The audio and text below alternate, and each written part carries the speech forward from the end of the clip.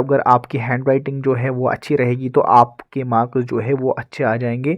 आज की इस इन्फॉर्मेटिव वीडियो में हम लोग बात करने वाले हैं कि आप कैसे अपना पेपर जो है वो लिखोगे और रिप्रेजेंट जो है वो कैसे करोगे, जिससे आपका मार्क्स जो है 98 और 90 प्लस आपके मार्क्स आ जाएंगे हर किसी एग्ज़ाम में। ठीक है, तो चलो जी अपना जो वीडियो है वो स्टार्ट करते हैं। तो गाइज़ मैं आपको यहाँ पर एग्ज़ाम के माध्यम से समझाने की कोशिश करूँगा। सबसे पहले करना क्या है आपको, टिप नंबर 1 ये आप याद रखना। ठीक है, सबसे पहले करना क्या है आपको, ये आप रफ पे भी लिख सकते हो।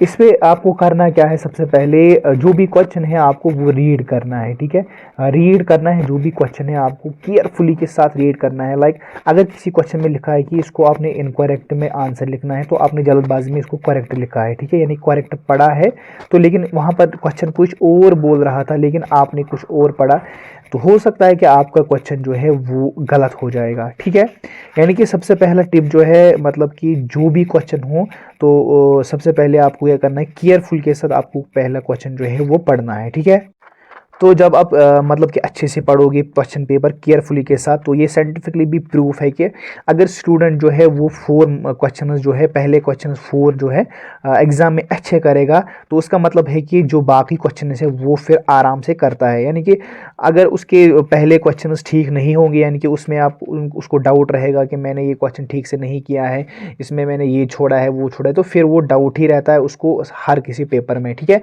तो सबसे पहले जो भी आप लिखोगे, तो सबसे पहले जो भी क्वेश्चंस आप लिखोगे उस पे आपको ध्यान रखना है कि मुझे सबसे पहले 4 से 5 क्वेश्चन जो है वो नीट एंड क्लीन लिखने चाहिए।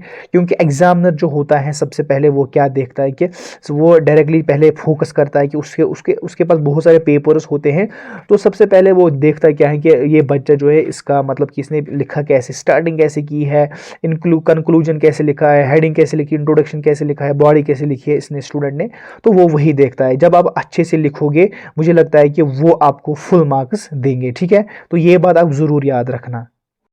उसके बाद आपको ये बात याद रखनी है कि पॉइंट नंबर 2 ये आपको ज़रूर याद रखनी है, अटेम्प्ट ऑल क्वेश्चन। ठीक है, जो भी क्वेश्चन हो वहाँ पर वो आपको सब अटेम्प्ट करने हैं। अगर आप जब आप सारे अटेम्प्ट करते हो उसमें गारंटी रहती है आप पास भी हो जाओगे और आपके मार्क्स जो है वो अच्छे अच्छे आ जाएंगे।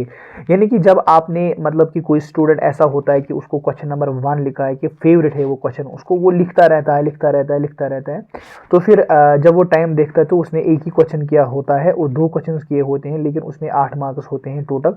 लेकिन बाकी जो पेपर है वो करता नहीं है, क्योंकि उसको मतलब कि लगता है कि मैं एक ही क्वेश्चन करूंगा 8 नंबर का, मुझे लगता है कि उसमें 8 मिल जाएंगे तो मैं पास हो जाऊंगा। ये बिल्कुल गलती आप नहीं करना। इसके लिए आपको करना क्या है, जो भी क्वेश्चन दिए मतलब कि वहाँ पेपर पे अगर कोई भी क्वेश्चन हो तो अटेम्प्ट आपको सब क्वेश्चन जो है वो करने होंगे। ये बात आप याद रख लेना। उसके बाद पॉइंट नंबर 3 आप याद रख लेना, मतलब पॉइंट नंबर 3 बहुत ही इंपॉर्टेंट है। क्या मतलब कि इसमें करना क्या है, आपको टू द पॉइंट आंसर लिखना है। ठीक है, टू द पॉइंट मतलब कि जो क्वेश्चन जो पूछ रहा है आपको वही आंसर लिखना है। ठीक है, अगर आपने दिमाग में ये मतलब ये रखा है कि मुझे सारे क्वेश्चन जो है वो अटेम्प्ट करने हैं, इसके लिए आपको क्या करना है, इसके लिए आपको टू द पॉइंट जो है वो आंसर लिखने हैं। इससे एग्जामिनर देखेगा कि आपने सारे क्वेश्चन किए हुए टू द पॉइंट किए, तो मुझे लगता है कि आपका पेपर जो है वो अच्छे से चेक किया जाएगा। और जब भी आप मतलब कि क्वेश्चन लिखोगे आंसर लिखोगे, तो इसमें लाइक मैं आपको यहाँ पर एग्जाम्पल के माध्यम से समझाऊंगा। लाइक यहाँ पर क्वेश्चन नंबर 1 लिखा है तो आपने लिखा है कि आंसर। ठीक है, तो फिर ये इतना लगभग छोड़ देना है आपको। ठीक है, इतना छोड़ देना है, तो उसके बाद फिर नए से स्टार्ट करना है क्वेश्चन नंबर 2। ठीक है, बात समझ में आ गई।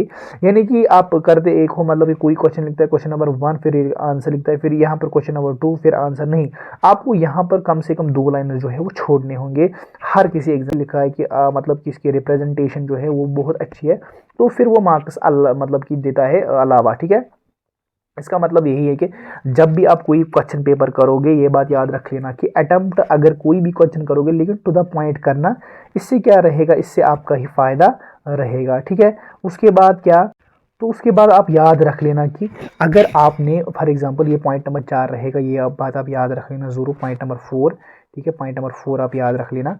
तो मतलब कि फॉर एग्जांपल अगर आपने क्वेश्चन जो है वो कंप्लीट किया है, ठीक है, तो नीचे अब ज़रूर लिखना है कि इसमें कंक्लूजन ये है, ठीक है। कंक्लूजन लिखना, फिर डॉट और कोलन डैश करना और फिर लिखना थोड़ा सा मैंने इसमें कंक्लूजन जो है वो क्या किया है, क्योंकि एग्जामिनर जब देखता है आपका पेपर तो उसको पता होता है कि बच्चा जो है इसका मतलब कि माइंड जो है वो ब्रॉड है थोड़ा सा, ये बहुत अच्छा लिखता है, मुझे लगता है कि इसको मार्क्स देने पड़ेंगे, ठीक है। मतलब कि कुल मिलाकर मैं यहाँ पर ये बात कहना चाहता हूँ कि जब भी आप लिखोगे तो सबसे पहले 5 से 6 क्वेश्चन आपको नीट एंड क्लीन लिखनी चाहिए। उसके बाद आपको क्या करना चाहिए, आपको गैप रखनी चाहिए। उसके बाद आपको ये टू द पॉइंट आंसर लिखना है, अटेम्प्ट सारे क्वेश्चंस करने हैं, ठीक है। ये 4 और 5 पॉइंट जो है वो आपके लिए बहुत ही इंपॉर्टेंट है, स्टूडेंट्स के लिए जो भी क्लास 11th में है, 12th में है, फर्स्ट ईयर सेकेंड ईयर, ठीक है, जो भी है, ठीक है। आपने जब भी एग्ज़ाम के लिए प्रिपरेशन करोगे तो इस बात का ज़रूर ख्याल रखना, इससे आपका ही फ़ायदा रहेगा, ठीक है। अगर वीडियो अच्छी लगी तो इस चैनल को ज़रूर सब्सक्राइब करना, टेलीग्राम ज्वाइन करना, डिस्क्रिप्शन में लिंक है। दीजिए भाई को इजाज़त, अल्लाह हाफिज़।